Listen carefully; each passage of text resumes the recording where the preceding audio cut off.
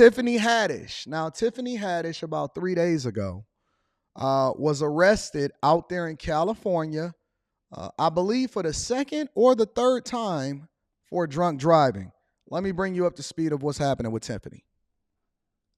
We do have some breaking news for you right now. We're learning that actress and comedian Tiffany Haddish has been arrested on suspicion of DUI. Beverly Hills police tell us Haddish was taken into custody around 5:45 this morning. Officers say they found her stopped at the intersection of Beverly Drive and Dayton Way. She's expected to be released in the next few hours. And we actually spoke to Haddish yesterday at a Thanksgiving event at the Laugh Factory. This is the second time that she's been taken into custody on suspicion of DUI. The first time she was arrested near Atlanta in January of 2022. So this is the second time. I thought it was the first time. I thought it was the third time possibly, but it's definitely the second time. And she's basically saying that following her arrest, that she needs to get some help and this will never, ever happen again. So she's basically was found asleep in her car. Now, a lot of people don't know this, but as long as you are behind the wheel of a vehicle, then you can be arrested for drunk driving. Some people debate this. They say that you have to have the car turned on. I say no. I say don't even put yourself in a position and just catch an Uber.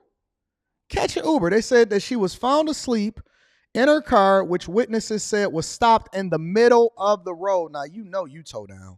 Listen, you was lucky not to even get hit or kill somebody, but you were stopped in the middle of the road. So, okay, either your car had that start-stop feature where basically you hit the brake and then it stay in stop mode and then hopefully you don't put your foot back on the gas or something like that, or you put it in park and you just stopped in the middle of the road in order to just completely go to sleep. She said she had spent a long Thanksgiving day that had started with feeding underprivileged people at the Laugh Factory and then delivered a holiday special set at the venue's 43rd annual free feast for locals. Later that day, she shared a video of herself singing and dancing along to the yacht rock band Yachtly Crew during the performance at the El Rey Theater. Her arrest, she told reporters that her Tesla parked itself when she dozed off, but was blocking a portion of the street. Thank God for Tesla. Tesla gets so much flack about their technology and how they forward and all of that. What if Tesla actually saved somebody's life? What if Tesla saved her life and somebody else's life? She said her Tesla parked itself when she was dozed off, but was blocking a portion of the street. She says, I'm going to get some help so I can learn balance and boundaries. No, ma'am, you just need to stay away from the drinks altogether. Stay away from the spirits. She says she was in good spirits following the arrest and complimented the Beverly Hills Police Department for their professionalism and how they handled the situation. Police confirmed to ET that the 43-year-old comedian was cited by police officers on Friday, November 24th. Witnesses allegedly observed Haddish's car stopped in the middle of Beverly Drive, with her appearing to be asleep at the wheel. The Beverly Hills Police Department responded to the call and upon arriving at the scene proceeded to arrest her for suspicion of driving under the influence. Haddish was released several hours after her arrest. The incident marks Haddish's second DUI arrest, with the first occurring on January 2022. And at that time, she was arrested in Atlanta after officers responded to a report of someone sleeping behind the wheel the same way. She faced charges of DUI and improper stopping on the road and eventually was released after posting bond of roughly $1,666. So you've been falling asleep behind a car. This is the second time that you did it. The second time that she's actually fell asleep behind the wheel. The first time that she was in Atlanta, and then the second time she was out there in California. So listen, y'all, nothing to play with. Thank God that you had a Tesla. I don't understand why y'all don't just call a ride share. Get the ride share, get back to the crib. If you know you're going to be out drinking, don't even take your car in the first place. That way you ain't got to worry about it. So that's what's going on with Tiffany Haddish. Also, Young Thug's RICO trial, the gang trial started against him yesterday. Let me bring you guys up to speed on what's going on with that. Tonight, opening statements finally getting underway today in the YSL RICO trial against rapper Young Thug and his 5 co-defendants. Prosecutors and defense attorneys addressing the jurors for the first time, describing some of the evidence that will be presented during the case. 11 Alive's Bobeth Yates was in court. And Bobeth, we're off to a slow start here. That's exactly right, Jennifer. Jury selection took 11 months. And then today, after multiple objections from the defense attorneys, the state's opening statements were also delayed multiple hours. The members and associates of YSL, they moved like a pack, with the defendant Jeffrey Williams as its head. The state spent no time establishing rapper Young Thug, whose real name is Jeffrey Williams, as the leader of Young Slime Life. Williams and his 5 co-defendants have been charged with running a street gang, accused of wreaking havoc on the Cleveland Avenue neighborhood in southeast Atlanta. Hold on. Let's back up for a minute. Let's look at these guys. Would you want to be running around and doing crime and getting arrested and on trial with a dude like this?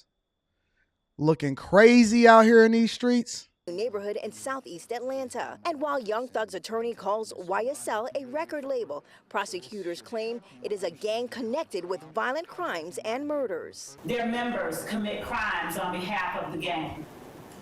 They commit crimes such as armed robbery, hijacking, motor vehicle theft, theft by receiving stolen firearms. But some of the accusations raised during the state's opening statements resulted in objections. And as I stated to you earlier, what I'm saying to you now, this is Let me object to that statement, please. There's burden shifting. And after hours of delays to deal with the multiple objections Well, Young Thug definitely looked like he eating good in prison, that's for sure. from the defense, the state continued its opening statements with the use of rap lyrics from Young Thug's song titled Take It to Trial. he tells you, as the evidence will show, take this to mother trial. I rep my life for real. For slimes, you know I kill. Another situation of when keeping it real goes real wrong. Now, Anton specifically, I'm not an objection of him saying and feeling however it is that he wants to feel. I believe in the freedom of speech, but I also do not believe in the freedom from consequences. So if you rap about it and you do it for real, then we gonna really want you off the listen, I'm not of the free Young Thug camp. I'm not. Toy said that's stress weight. What the hell is stress weight? That mean you eat more? Because you just don't gain weight off of eating air. I guarantee you they don't gain weight off of eating air. All right? So maybe I'm stressed out, so I'm going to eat more or whatever, right? But I'm not of the free Young Thug camp. I believe that every person deserves the right to defend themselves. I believe in innocent until proven guilty. But if the evidence shows that he's guilty, I'm of the belief that you should be off the streets instead of out here in the streets terrorizing people. If they prove beyond a reasonable doubt that you were running a criminal enterprise that extorted, killed, murdered, and did all of the negative stuff that you could have possibly did in there, then I am of the belief that you should be locked up and you need to serve your time until the judge determines that it's time for you to get out. I'm not of the belief that you need to just keep it real and keep it free just because you black. I think that if you told on yourself, thank you for providing the evidence, and then they need to substantiate that evidence with real evidence, and then we need to go ahead and put you away because I don't believe in the culture continuing to ruin lives. All right, so that's what's going on with Young Thug. And then last but not least, Kim Kardashian. A lot of people hate Kim Kardashian. I don't, because I realize that Kim Kardashian is a bag chaser. Kim Kardashian is allegedly planning to take Skims public via a $4 billion IPO, an initial public offering. It is being reported that with the stock market always hungry for new investors and players, Kim Kardashian might be an ideal entry with her clothing brand Skims, who, by the way, is the official underwear partner for the NBA and the WNBA. All right. Is reported to receive a recent valuation of over $4 billion. It said that the clothing line, co-founded in 2019, recently secured a $270 million funding with its initial with its latest fundraising round, resulting in a company valuation of approximately $4 billion. Skims has successfully raised about $670 million. Wellington Management, a company recognized for guiding firms through the process of going public, spearheaded the latest funding round. Additionally, Skims has appointed Andy Muir, recently associated with Nike, as its chief financial officer. The inclusion of a CFO is frequently indicative of an impending initial public offering, and investors are salivating at the possibility of Skims going public. Listen, it's a lot of things that you can say about Kim Kardashian, but you cannot say that she is not a phenomenal, and when I say a phenomenal marketer of brands, building them from scratch. And maybe her momager, deserves a lot of the credit too. But can you ever imagine the possibility of somebody going from creating and making y'all believe that they actually mistakenly released a tape with Ray J in which they shot multiple scenes, and it was proven that they did. She's came under so much scrutiny, and as she continues to move from man to man, monkey branch, and build her brand, she is always the last one left standing. She has created an entire brand in which all of her sisters and cousins and her mothers, all of them have become filthy rich and billionaires. Meanwhile, the only person that's been able to survive the Kardashian curse is Scott, and he's a drunk. It's crazy. You can say a lot of things about Kim, but the one thing that you can't say is she's not great at marketing herself, and she's leveraged a planned tape into becoming a multi-billionaire along with her and her sisters. Khloe don't even look the same no more.